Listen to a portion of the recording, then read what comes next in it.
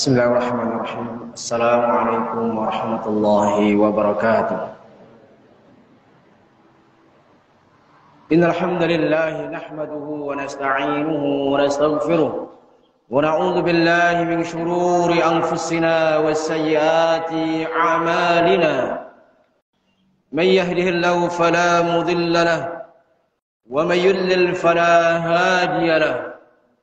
أشهد أن لا إله إلا الله وحده لا شريك له وأشهد أن محمدا عبده ورسوله يا أيها الذين آمنوا اتقوا الله حق تقاته ولا تموتن إلا وأنتم مسلمون يا أيها الناس اتقوا ربكم الذي خلقكم من نفس واحدة وخلق منها زوجها وبث منهما رجالا كثيرا ونساء واتقوا الله الذي تساءلون به والأرحام إن الله كان عليكم رقيبا يا أيها الذين آمنوا اتقوا الله وقولوا قولا سديدا يصلح لكم أعمالكم ويغفر لكم ذنوبكم ومن يطع الله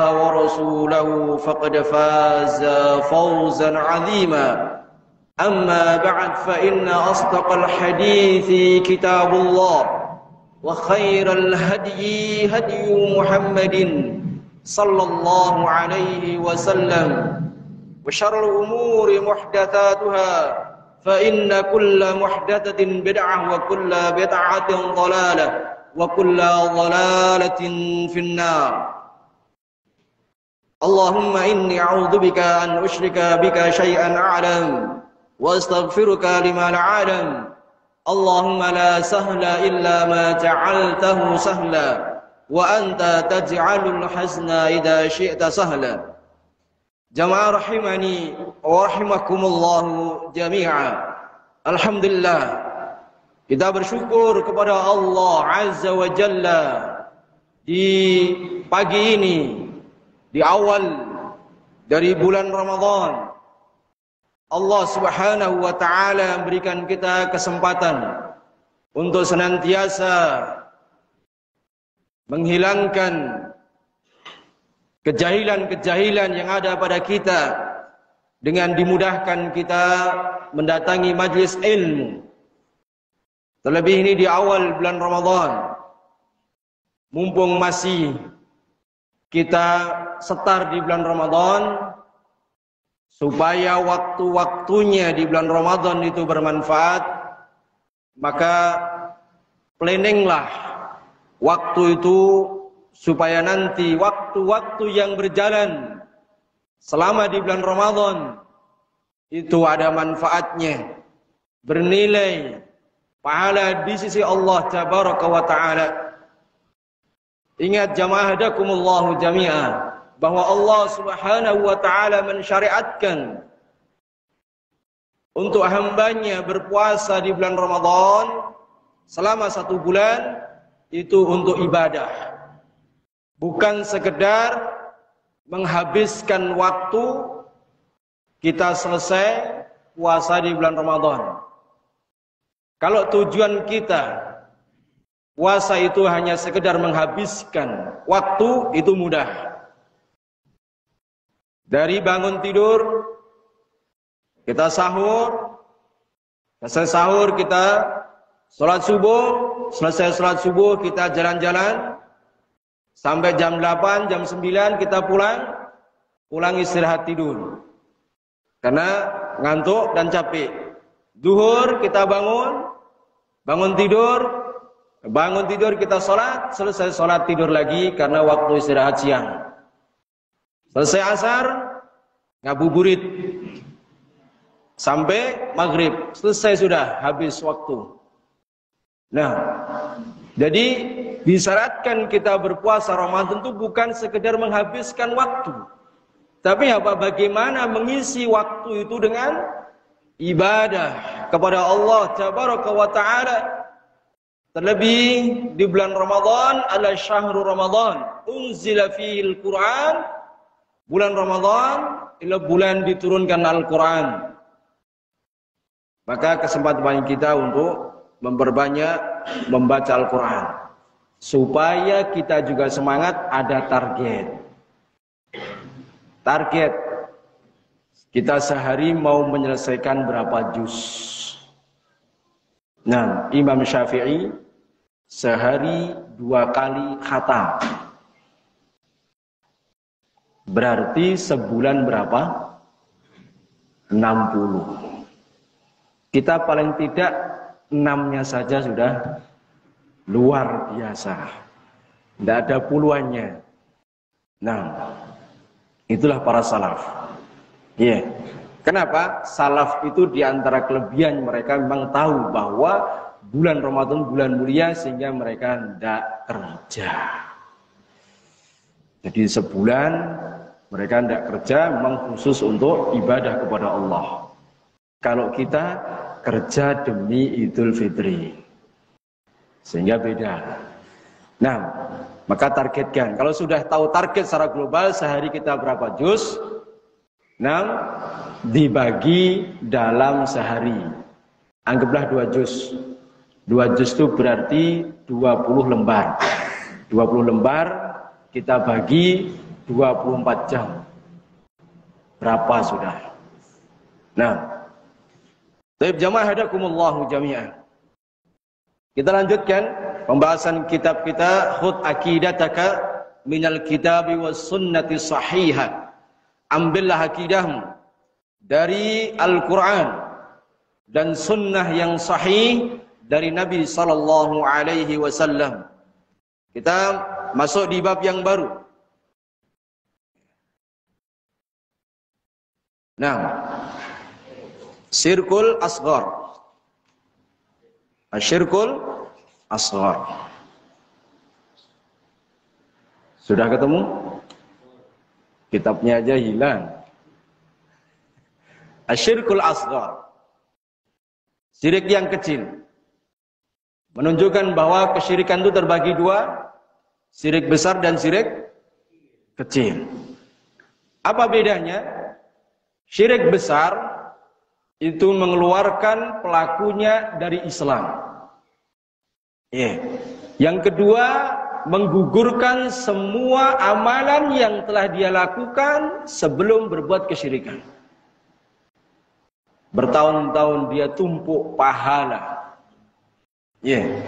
Bertahun-tahun dia beramal saleh. Di akhirnya dia tutup dengan syirkul akbar, syirik besar, maka amalan yang dulunya itu terhapus. Lain asyrakta la yahbatanna amaluka wa la takunanna minal khasirin. Lain asyrakta, jika engkau berbuat kesyirikan wahai Muhammad, ditunjukkan kepada Nabi kita, jika engkau berbuat kesyirikan Muhammad, maka akan terhapus semuanya amalan yang kau lakukan dan kelak engkau akan menjadi orang yang merugi. Yang ketiga, syirik besar ini menjadikan pelakunya diharamkan masuk surga dan dimasukkan ke dalam neraka dan tidak ada penolong baginya. Wa a'udzubillah. Nah, innahu man yusyrik billah faqad harramallahu alaihimul jannah wa ma'wahun nar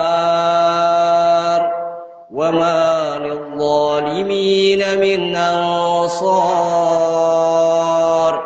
Innahu man yusyrik billah faqad harramallahu alaihil jannah. Sesungguhnya orang-orang yang berbuat kesyirikan, sungguh Allah haramkan bagi pelakunya masuk ke surga. Padahal di akhirat cuma ada 2 pilihan, 2 tempat. Kalau nggak di surga, di neraka. Kalau di surga diharamkan, ya otomatis wa ma'wahun nar, tempat dia di neraka. Dan yang di situ nggak ada harapan terakhir. Kenapa? Harapannya kan tinggal cari penolong. Siapa yang menolong? Harapannya orang di sekitar, Allah ngasih penolong, Kemudian Rasul memberikan syafaat, teman-teman yang memberikan syafaat, ternyata nggak ada. Wa ma lidzalimina min ansar. Nggak ada. Ya, orang yang berbuat kesyirikan itu yang menolong. Nggak ada lagi harapan. Ini akibat dari perbuatan syirik besar. Yang kedua, asyirkul asghar, syirik kecil. Syirik kecil, pertama tidak mengeluarkan pelakunya dari Islam. Yang kedua, menghapuskan amalan yang dia lakukan di saat itu. Saat ini dia sholat, kemudian dia lakukan atas dasar, atas niatan riya karena pamer, maka di saat itulah sholatnya tidak diterima. Yang ketiga, tidak menjadikan pelakunya kekal di neraka. Tetapi yang namanya syirik itu berbahaya.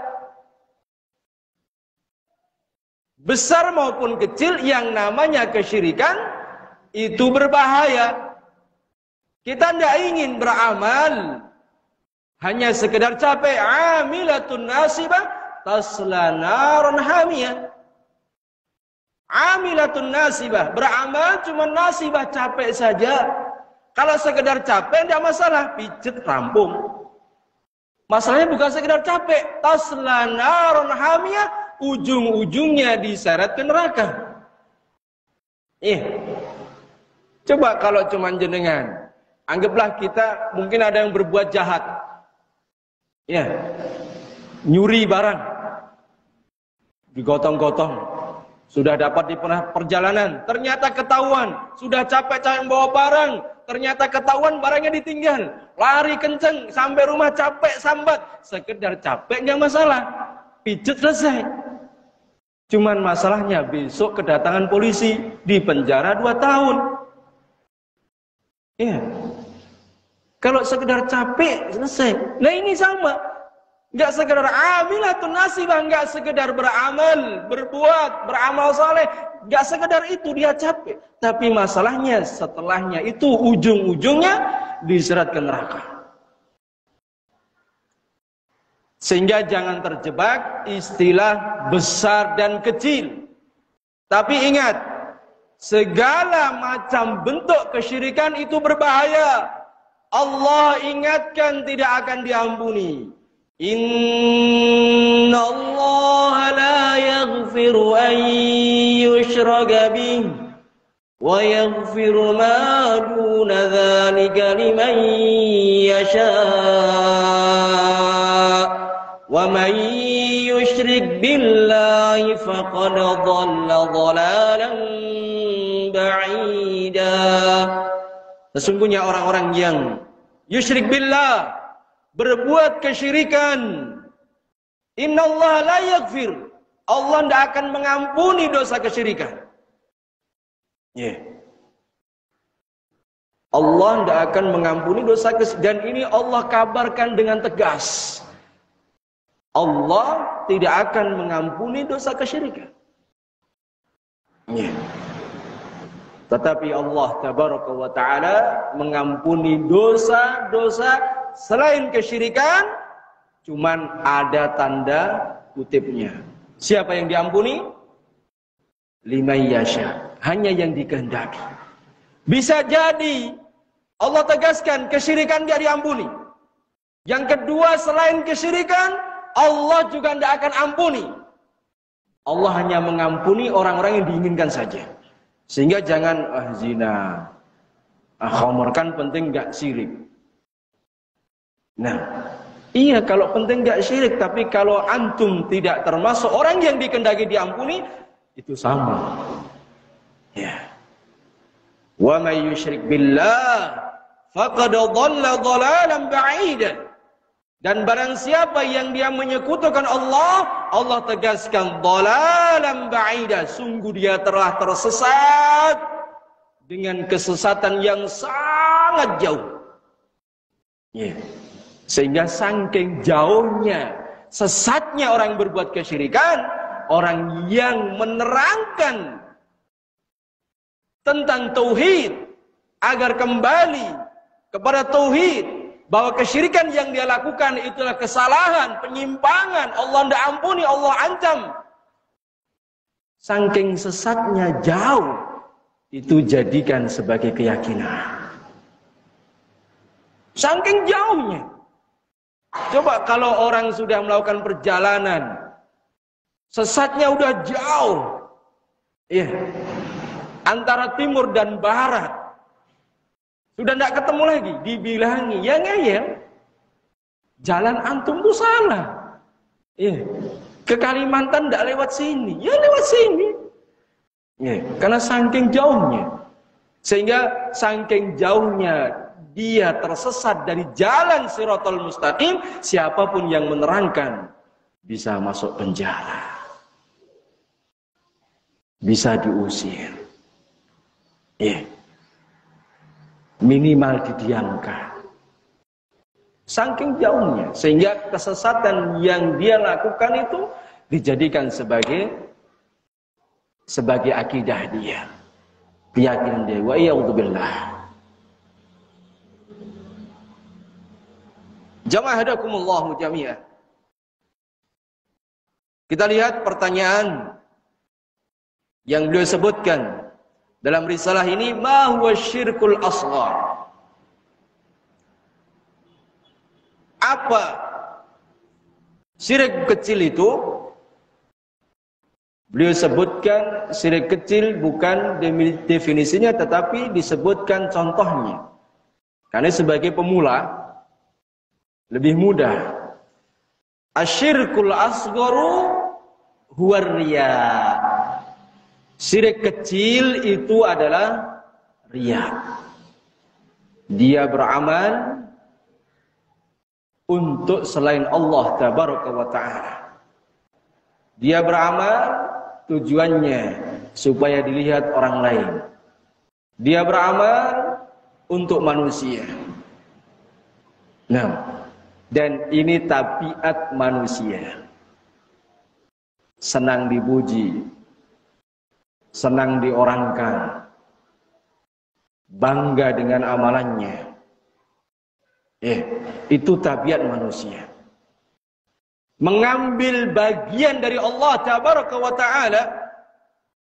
Manusia itu kalau senang pujian pasti tidak kuat, karena pujian itu adalah semata-mata milik Allah. Setiap orang muslim sholat pasti mengucapkan ini, tetapi dia kenapa mengambil bagian ini? Nah, di surah Al-Fatihah di ayat pertama, ketika orang sholat pasti baca enggak? Alhamdulillahi Rabbil Alamin. Apa artinya? Segala pujian untuk siapa? Milik Allah.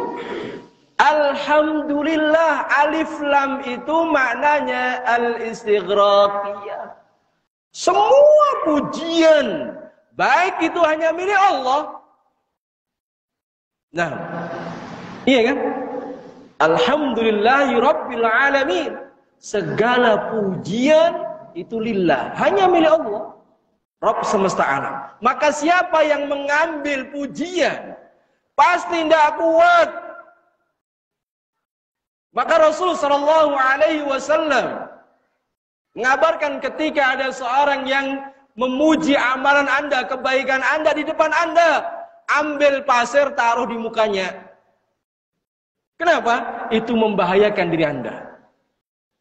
Coba Anda ketika dermawan dipuji, Masya Allah. Coba kalau dakwah ini tidak atas pengorbanan harta darimu, kedermawanmu, menyisakan harta yang Allah rezekikan kepada Anda. Gimana rasanya? Iya. Banyak orang mengambil pujian-pujian di saat dia beribadah. Pasti tidak kuat. Sebagaimana seorang salaf yang bernama Suhail, beliau pernah ditanya sesuatu yang paling berat bagi manusia itu apa? Nafsu. Iya. Paling berat bagi manusia itu nafsu. Karena nafsu itu pengen ini, pengen itu. Sehingga apa? Untuk ikhlas itu berat. Karena orang pengennya ini. Allah tabaraka wa ta'ala kabarkan, innan nafsa la'ammaratun bisu. Sesungguhnya jiwa manusia itu mengajak kepada yang buruk-buruk. Ibadah ngajak, ingin dipuji, bangga dengan amalannya. Dia hitung-hitung amalannya. Saya sudah bangun masjid, saya sudah sedekah, saya sudah ini. Ali bin Abi Thalib telah mengatakan, al-yauma amalun wala hisabun wa ghadan hisabun wala amalun. Kata Ali bin Abi Thalib radhiyallahu taala anhu, hari ini itu hari beramal, hari kerja untuk Allah. Iya. Kayak Pak Jokowi awal menjabat jadi presiden apa? Cincin apanya? Cincin lengannya, kerja. Jangan pikir gaji dulu. Nah, hari ini kita kerja, beramal untuk Allah. Gak usah dihitung-hitung. Haji berapa kali, umrah berapa kali, bangun masjid di berapa tempat. Sudah sedekah berapa juta, berapa miliar. Jangan dihitung. Kapan ngitungnya? Udah. Pada hari kiamat, besok itulah waktunya untuk menghitung, bukan beramal. Wa kafa bina hasibin, cukup bagi kami, kata Allah, yang menghisab amalan kalian. Dan kita berharap di saat kita dihisab, fasaufa yuhasabu hisaban yasira. Kita berharap besok dihisab amalan kita dengan hisaban yang paling mudah, paling gampang. Para ulama menyebutkan hisab yang gampang ketika seorang hamba menghadap Allah, dihisab amalannya, dia akui semuanya. Sampai Allah katakan, jangan-jangan malaikat yang saya utus untuk mencatat amalannya itu salah. Tidak, semuanya betul ya Allah. Maka Allah ampuni dosa-dosanya. Ini yang kita harapkan. Dan besok jamaah hadakumullahu jami'ah, manusia yang sekarang dianggap paling bahagia, paling kaya, paling bagus, dari manapun orangnya, apapun jabatannya, permintaannya besok sama. Orang yang miskin dengan orang kaya sama, pejabat maupun rakyat jelata sama. Ketika sudah menghadap Allah Tabaraka wa Ta'ala, ketika mereka telah mendahului di negeri akhirat, permintaannya sama. Tidak ada beda. Apa permintaannya? Pertama, mereka minta dikembalikan ke dunia. Permintaan kedua, dia ingin beramal saleh. Sama, qala rabbi irji'un la'alli a'malu salihan fima taraktu. Ya Allah, kembalikan saya ke dunia. Untuk apa? Beramal salih. Yang sekarang mengejar dunia pun sampai lupa ibadah. Yang sekarang mereka menukarkan iman dengan dunia pun, mereka nanti akan sama mintanya. Mereka tidak mungkin lagi mengejar dunia, nggak mungkin lagi mengejar jabatan. Permintaannya mereka hanya kembali ke dunia untuk beramal saleh. Sama jamaah. Dan jamaah hadakumullah jami'ah. Perkara riya itu perkara yang menghancurkan amalan kita. Dan ketika manusia senang dengan pujian, bangga dengan amalannya, maka itulah celah bagi syaitan untuk senantiasa menjadikan seorang hamba itu supaya beramal tidak dengan keikhlasan.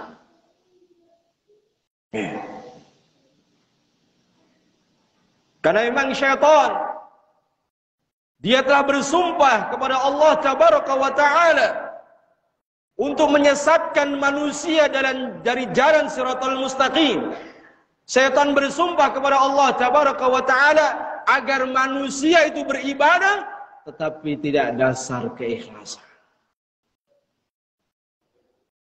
Qala fa bi'izzatika la ughwiyannahum ajma'in illa ibadaka minhumul mukhlasin. Maka demi kemuliaan-Mu ya Allah, la ughwiyannahum ajma'in, aku akan sesatkan semua hamba-hamba-Mu semuanya tanpa tersisa.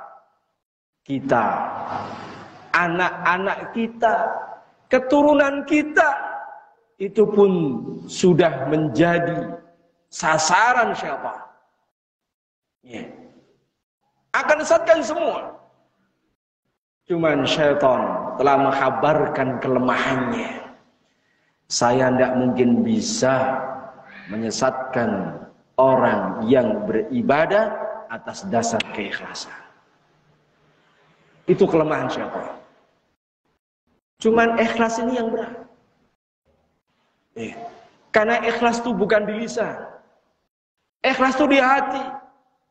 Yang tahu kita sendiri dengan Allah Tabaraka wa Ta'ala.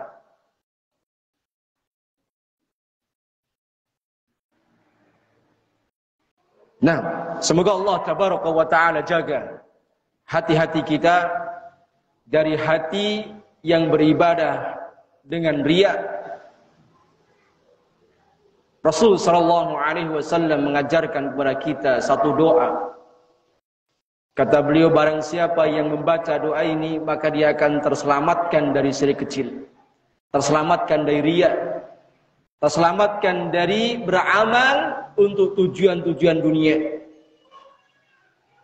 Rasul sallallahu alaihi wasallam baca doa, Allahumma inni a'udzubika an usyrika bika syai'an a'lam wa astaghfiruka lima la'alam. Maka barang siapa yang membaca doa ini, maka dijamin dia akan terselamatkan dari syirik kecil, dari riya. Ya.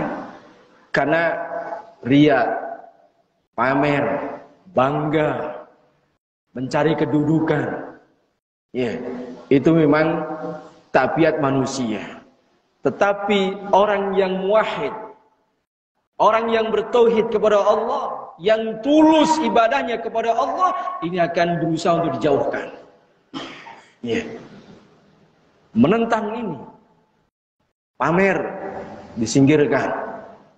Ujub, bangga atas amalan dia lakukan, dia berusaha untuk singkirkan. Ya. Maka coba jamaah hadakumullah jami'ah, ketika antum mungkin sekarang jadi orang yang terdepan, suatu saat coba jadi orang yang tengah atau yang belakang. Kalau ada rasa berbeda, bisa jadi berbeda dalam ini bukan beda kerjaan, tapi beda dalam hati. Ya, yang mungkin kemarin ya jadi koordinator dalam taklim, jadi pengurus dalam taklim, dalam daurah. Coba suatu saat jadi tukang cuci piring. Coba suatu saat jadi tukang parkir. Kalau itu tidak ada masalah bagi kita, ya, berarti bisa jadi memang selama ini kita lakukan dengan ikhlas. Yang selama ini jadi imam, coba belajar dari makmum. Ya. Kalau itu nggak ada bedanya, imam dan makmum nggak ada bedanya. Bisa jadi selama ini antum imam memang lillah. Ya. Tetapi ketika kok posisinya berbeda, kok aku saja jadi rendahan, kok sekarang saya jadi ini. Dulu saya yang motori taklim, sekarang jamaah sudah luar biasa, kok sekarang saya cuma tukang ngepel, tukang parkir. Ya. Ini alamat. Bisa jadi yang selama ini kita lakukan itu bukan lillah. Semakin dilakukan akan semakin berbahaya. Karena justru yang pertama kali nanti masuk neraka itu adalah ahli ibadah. Yang dia ibadahnya bukan karena Allah, bukan karena keikhlasan. Yang pertama kali nanti masuk neraka bisa jadi imam. Bisa jadi orang-orang yang di depan. Selama ini yang dia lakukan bukan karena keikhlasan. Rasulullah SAW menyebutkan satu kisah. Kisahnya 3 orang yang melakukan amalan-amalan mulia. Ibadah-ibadah mulia. Harusnya ibadah ini memasukkan dia ke surga. Tetapi wa'iyyadubillah, justru ibadahnya ini menjadi perantara bagi dia masuk ke neraka, dan itu nomor 1. Lah kok rekor muri ke neraka? Juara 1 kok juara 1 masuk neraka? Siapakah mereka? Rasulullah SAW sebutkan yang pertama adalah orang yang baca Quran. Imam baca Quran enggak? Baca Quran. Baca Quran. Entah baca Quran memang murni baca Quran, ataukah memang dia jadi imam? Dia baca Quran, tetapi niatan dia baca Quran apa? Supaya dikatakan sebagai orang qari, orang yang pintar bacaannya, bagus bacaannya. Bangga enggak ini? Selain dia riya, ada kebanggaan. Maka Allah Tabaraka wa Ta'ala tahu niatnya. Faqad qila, orang-orang di sekitarmu, tujuanmu supaya dikatakan sebagai orang yang pintar baca Quran, hafalanmu banyak, kamu terbaik. Faqad qila, orang-orang telah mengatakan kamu top tenan, bacamu banyak tenan, hafalanmu ini, ya kan? Allah telah wujudkan permintaannya. Sebab orang yang beramal bukan lillah, kadang memang Allah wujudkan sesuai keinginannya, kadang enggak. Nah, man kana yuridul ajilata ajjalna lahu fiha ma nasha' ajjalna lahu fiha ma nasha'u liman nurid thumma ja'alna lahu jahannama yaslaha madhmuman madhura. Man kana yuridul ajilah, barang siapa yang dia beramal pengen disegerakan apa yang dia inginkan, ajjalna lahu, kami segerakan. Coba dia keinginan, dia baca Quran, berkeinginan supaya orang-orang memuji dia. Allah wujudkan enggak? Wujudkan. Ajjalna lahu fiha ma nasha'. Allah segerakan. Allah segerakan. Segerakan apa? Dia pengen dipuji, orang-orang muji. Iya. Ya itu orang-orang muji. Ajjalna lahu fiha ma nasha'. Cuman apa? Kadang-kadang yang kedua, liman nuri. Itu pun orang-orang yang beramal bukan karena Allah, beramal karena riya, karena bangga. Kadang Allah kasih sesuai tujuannya, tujuannya supaya dipuji, ya orang-orang puji.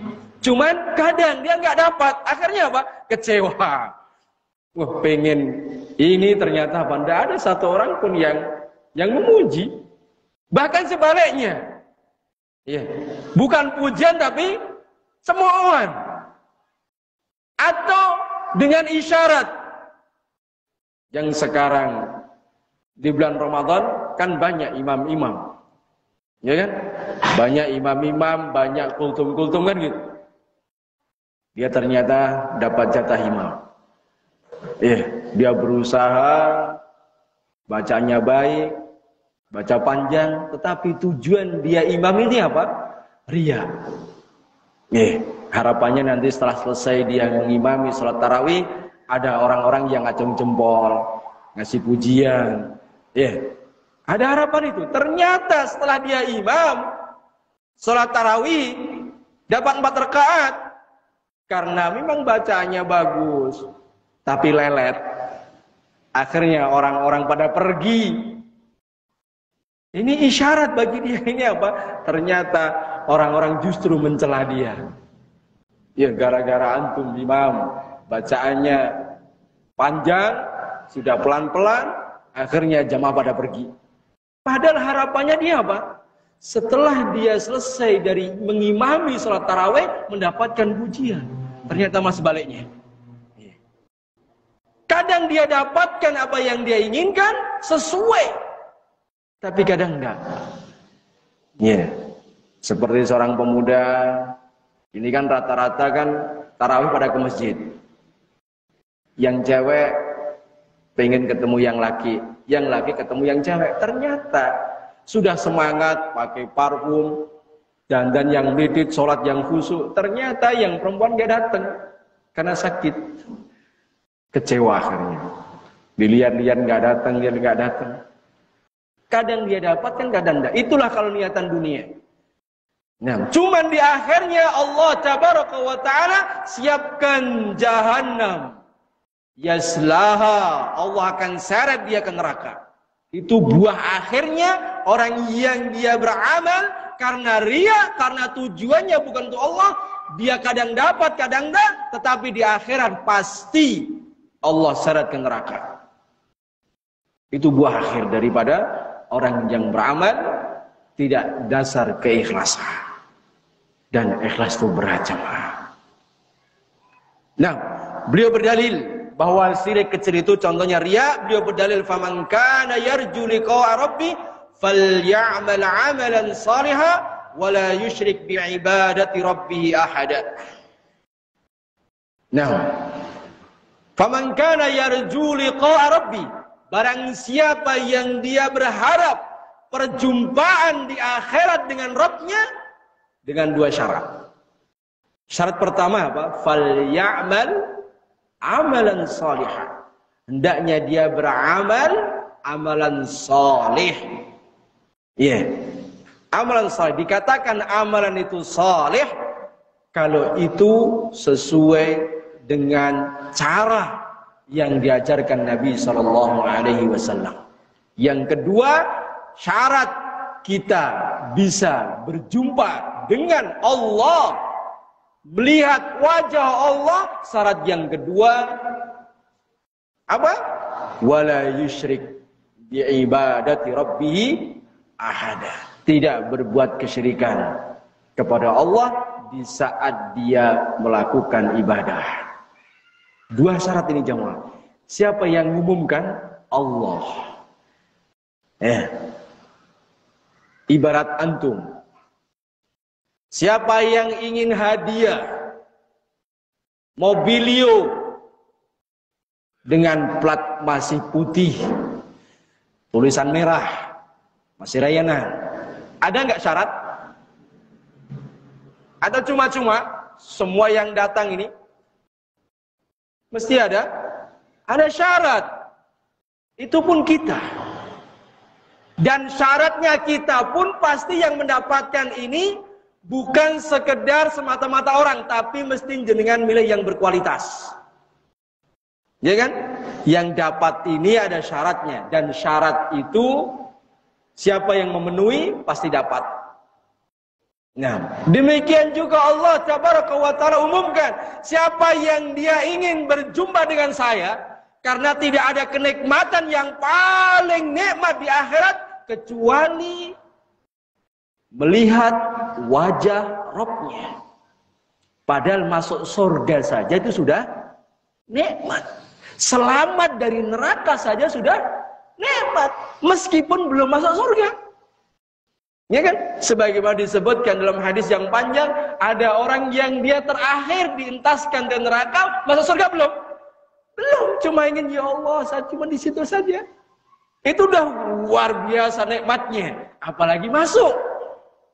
Dianggap nikmatnya luar biasa, tetapi nikmat yang luar biasa ini masih kalah kenikmatan yang paling puncak yaitu melihat wajah Rabbnya. Yeah. Nah, maka Allah umumkan siapa yang ingin ketemu dengan saya di akhirat, 2 syarat. Yeah. Syarat pertama, falyamal amalan shalihan, hendaknya dia beramal amalan saleh. Amalan saleh itu dikatakan ini saleh, ini baik. Itu kalau didasari dengan ilmu yang diajarkan oleh Nabi kita sallallahu alaihi wasallam. Syarat kedua, kalau pengen berjumpa dengan Rabbnya, jauhi kesyirikan. Apa? Ibadah dengan keikhlasan. Iya, itu syaratnya. Allah umumkan. Dan ini gak rahasia. Allah tidak menyebutkan sifat-sifat orangnya. Yang nanti yang berjumpa dengan saya, ciri orangnya ini, dari negeri ini, enggak. Ya. Siapapun silahkan. Asalkan syaratnya 2 ini, siapapun nanti akan berjumpa dengan saya. Nah, maka disebutkan di surah Al-Qiyamah, wujuhun yawmaidin nadhirah ila rabbiha nadhirah. Wajahnya di hari itu cerah, terang. Kenapa? Melihat wajah Rabbnya. Yeah. Dan di antara amalan, amalan yang bisa menjadikan sebab kita bisa berjumpa, melihat wajah Rabb kita apa?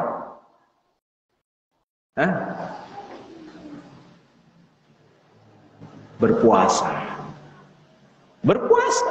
Kata Rasul sallallahu alaihi wasallam, li shaimi farhatan, bagi orang yang berpuasa itu dia akan mendapatkan 2 kebahagiaan. Kebahagiaan pertama akan dirasakan setiap hari di akhir ketika dia puasa. Setiap hari. Yang kedua, kebahagiaan akan dirasakan besok pada hari kiamat. Dengan apa? Melihat wajah Rabbnya. Lisaimi farhatan, bagi orang yang berpuasa akan mendapatkan 2 kebahagiaan. Kebahagiaan pertama akan dirasakan langsung. Kapan? Farhatun indal fitri. Dia bahagia, senang, ceria ketika dia berbuka.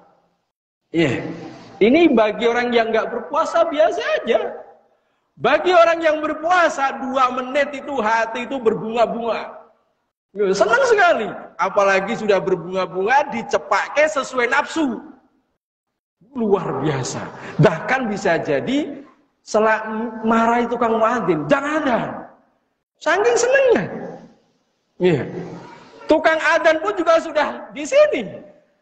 Nengok, kurang 1 menit. Nengok lagi, kok randang-dang gitu. Saking bahagianya.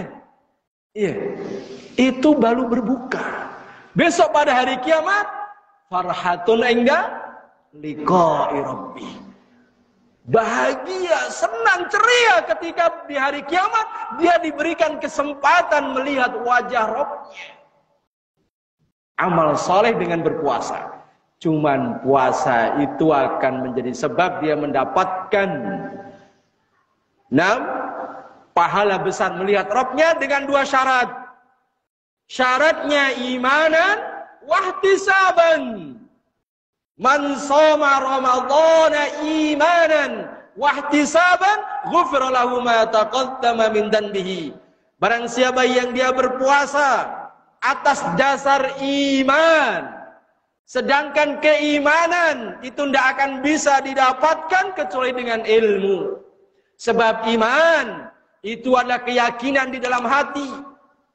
Gimana hati kita akan terasa yakin tanpa ilmu? Diucapkan dengan lisan, kemudian dibuktikan dengan anggota badan, amalan ketaatan-ketaatan. Iman itu bisa bertambah karena ketaatan, dan bisa berkurang karena kemaksiatan, dan bisa hilang karena tergiur dengan dunia. Ya. Sebagaimana Allah tabaraka wa taala katakan, innamal mu'minuna alladzina idza dzukirallahu wajilat qulubuhum wa idza tuliyat 'alaihim ayatuhu zadatuhum imana wa 'ala rabbihim yatawakkalun. Sesungguhnya orang mukmin cirinya, ciri keimanan, imannya itu naik atau turun. Ketika dia disebutkan nama Allah, maka bergetarlah. Ketika dibacakan ayat-ayat Allah, bertambahlah keimanannya.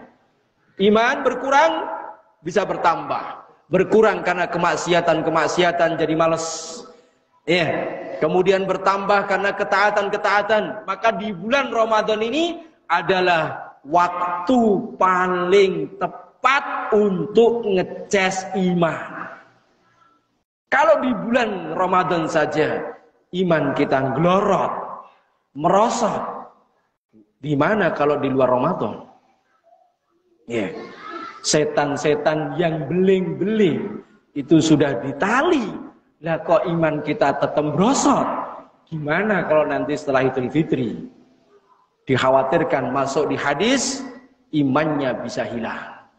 Badiru bil a'mal fitanan ka qita'il lailil mudlim yusbihu rajulu mu'minan wa yumsi kafira wa yumsi mu'minan wa yusbihu kafira yabi'u dinahu bi'aradi minad dunya wa iyadhu billah.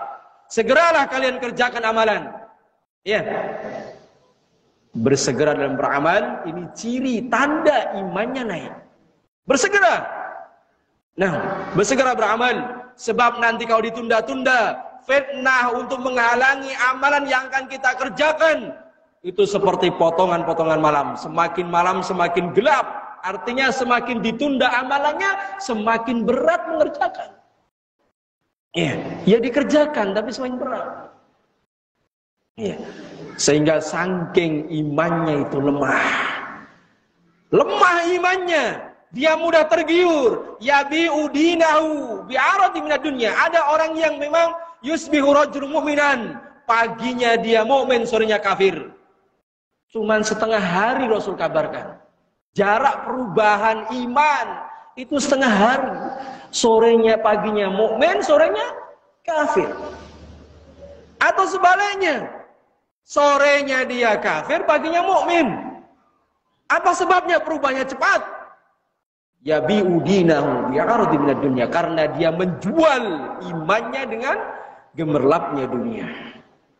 Iman itu jamaah bisa naik, bisa turun. Saking turunnya iman, gak dipupuk, gak dijaga, gak dirawat, gak dites, imannya bisa hilang. Wa yauzubillah. Nah, kemudian jamaah hadakumullahu jami'ah, beliau berdalil bahwa syirik kecil itu contohnya riya, disebutkan dalam hadis riwayat Ahmad dengan sanad yang sahih, inna akhwafa ma akhafu alaikum asyirkul asghar. Arya, kata beliau, yang paling aku khawatirkan yang nanti yang akan menimpa kepada diri kalian, wahai para ahli ibadah, yaitu apa? Syirik kecil. Rasul sudah mengabarkan jauh-jauh yang paling dikhawatirkan. Coba kalau kita sebagai orang tua mengkhawatirkan kondisi anak, kemungkinan terjadi enggak? Iba di jalan raya situ, anak kecil, usia 1 tahun, 2 tahun, baru mulai jalan, mulai seneng lari, main di situ. Gimana kekhawatiran orang tua? Dikhawatirkan nanti kecelakaan, mungkin enggak? Mungkin sekali. Selamatnya tipis, tapi kecelakaannya kemudian besar malah. Karena ramai sekali. Yang namanya anak-anak buru nafsu, seneng ke sana ya pokoknya dia ada bola lewat ya ambil, nggak lihat kanan kiri. Meskipun yang lihat itu miris, meskipun yang melakukan itu senang, iya kan? Anak-anak buru bola seneng ya, seneng, tapi yang lihat miris sekali. Kekhawatiran orang tua terhadap anak yang main di jalan luar biasa. Demikian juga Rasulullah SAW mengkhawatirkan kondisi umatnya, khususnya para ahli ibadah.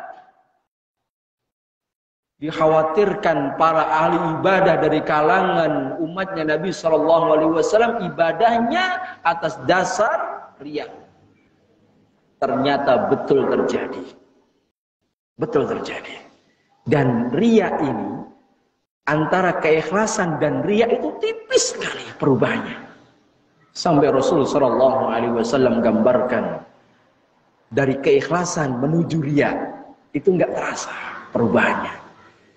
Sebagaimana semut warnanya hitam berjalan di malam hari yang gelap di batu hitam. Gimana? Perubahannya kan nggak tampak. Semutnya hitam, jalannya di malam hari di batu hitam. Bagaimana? Maka Rasul betul-betul khawatir, itulah riya. Ternyata orang terjerumus dalam riya nggak sadar. Maka di surah Yusuf disebutkan yang bisa selamat dari ini illa man rahimah, hanya orang-orang yang dirahmati Allah Tabaraka wa Ta'ala. Nah, semoga kita termasuk dari hamba yang dirahmati Allah dalam beribadah diberikan keikhlasan. Nah, maka beliau katakan wa minasyirki qaulir rajul, di antara bentuk syirik kecil ucapan seorang apa? Laulallah wa fulan au masya Allah wa sya'a fulan. Ini bagi orang yang nggak paham bahasa. Ya inilah dikatakan apa? Seperti semut hitam berjalan di malam hari di batu hitam. Seperti ucapan orang, seandainya bukan karena Allah dan kamu, pasti sudah terjadi ini. Ada kata-kata apa? Dan. Ya kan? Kalau nggak paham bahasa, bisa terjerumus. Ya. Ini seperti kita apa? Ketika antum di jalan kena musibah, entah banyak pecah, wis pecah ranggo duit. Atau sebenarnya sudah sanggup banyak pecah dompetnya carry. Tidak ada yang dikenal. HP-nya baterainya habis. Casnya nggak bawa. Gimana coba? Itu terjadi di tengah alas. Minta tolong siapa coba? Qadarullah, ada orang baik datang. Saking senengnya. Alhamdulillah, coba rano kowe. Jadi ini apa aku? Kan gitu, Allahnya mana? Tali. Nah, terjerumus dalam kesyirikan tanpa sadar. Ya kan? Itulah kesyirikan, jadi khawatir Rasulullah SAW terjadi dalam ucapan. Masya Allah wa syi'ta, atas kehendak Allah dan dirimu. Ya, ya tanya, wah nek ora ki mau wis piye dadine aku. Ya. Ibarat terjadi kecelakaan. Coba awake dhewe cara mulai esuk, ora ngene iki. Enggak terima dengan ketentuan takdir. Berbahaya jemaah. Di saat itulah syaitan akan masuk. Ya. Nah, terjadi pencurian. Di rumah terjadi pencuri. TV apa namanya? TV sudah dibopong, laptop sudah dibopong sama pencuri. Ternyata ada tetangga yang lewat, akhirnya ditaruh. Iya, akhirnya apa? Pemilik rumahnya bersyukur seneng. Wah, cara iki mau kowe ora lewat.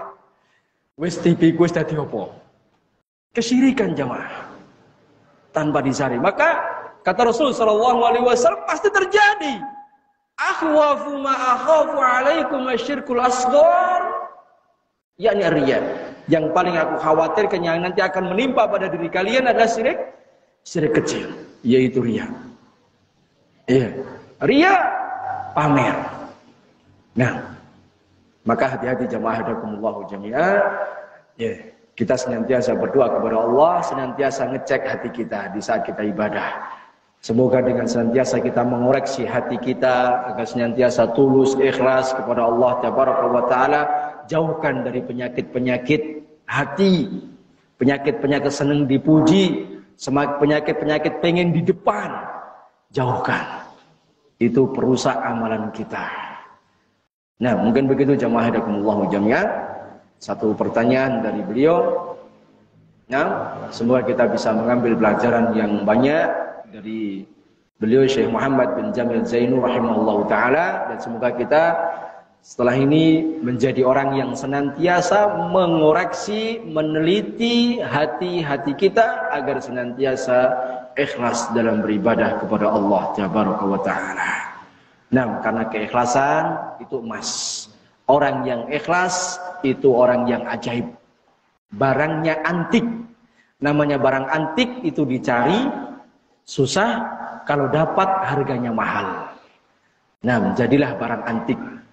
Ibadah yang dasari karena keikhlasan, ini enggak semuanya orang diberikan nikmat ikhlas dalam beribadah kepada Allah Tabaraka wa Ta'ala. Wallahu ta'ala alam bisawab. Subhanakallahumma wa bihamdika asyhadu an la ilaha illa anta astaghfiruka wa atubu ilaik. Wa akhiru da'wana assalamu alaikum warahmatullahi wabarakatuh.